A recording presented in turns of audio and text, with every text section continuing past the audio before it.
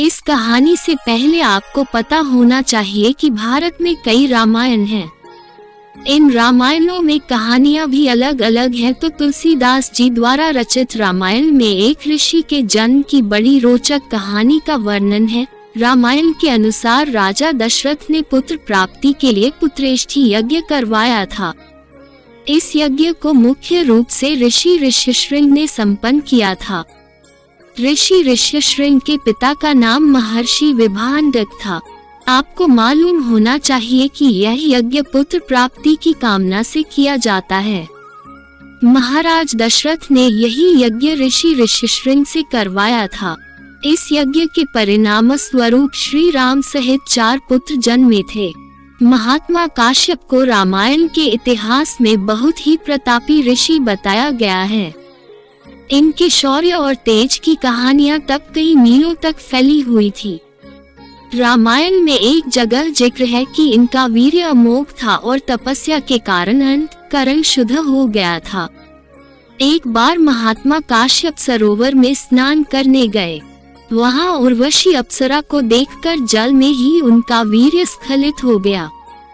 उस वीर्य को जल के साथ एक हिरणी ने पी लिया, जिससे उसे गर्भ रह गया था। आपको बेशक ये पढ़कर काफी हैरानी होगी, क्योंकि विज्ञान में ऐसा नहीं हो सकता है। लेकिन रामायण के अलावा भी कई इतिहास की पुस्तकों में ये कहानी जस की तस है। कहानी में आगे बताया गया है कि यह हिरणी एक देवकन्या थी।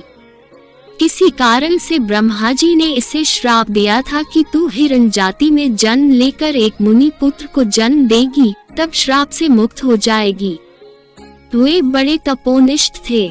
उनके सिर पर एक सींग था, इसीलिए उनका नाम ऋष्यशृंग प्रसिद्ध हुआ। वाल्मीकि रामायण के अनुसार राजा दशरथ ने पुत्र प्राप्ति के लिए पुत्रेष्ठी यज्ञ करवाया था। इस यज्ञ को मुख्य रूप से ऋषि ऋष्यशृंग ने संपन्न किया था। इस यज्ञ के फलस्वरूप ही भगवान श्री राम, लक्ष्मण, भरत व शत्रुघ्न का जन्म हुआ था। अब सवाल उठता है कि क्या आज आप विज्ञान के दौर में इस कहानी पर विश्वास कर सकते हैं? लेकिन अगर आप धर्म पर जरा भी विश्वास करते हैं, तब तो आपको इस कहानी पर यकीन करना ही होगा। वैसे आज रामायण के सच्चे और प्रमाणित होने के कई सबूत दिए जा चुके हैं। राम सेतु को तो खुद विज्ञान मानने लगा है, और अगर रामायण सच्ची है तो उससे ये साबित होता है कि हजारों सालों पहले का विज्ञान आज से काफी आगे था।